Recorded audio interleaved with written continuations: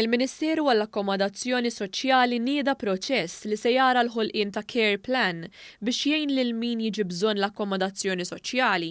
Il-Ministru responsabbli mis-settur Roderick Galdes spjega li din hija miżura oħra ta' għajnuna, apparti l-bini ta' aktar minn 1700 appartament ta' akkomodazzjoni soċjali ġdid. Madankollu ma jfissirx li inti ħassolvi l-problemi tan-nies billi tagħtihom ċovetta.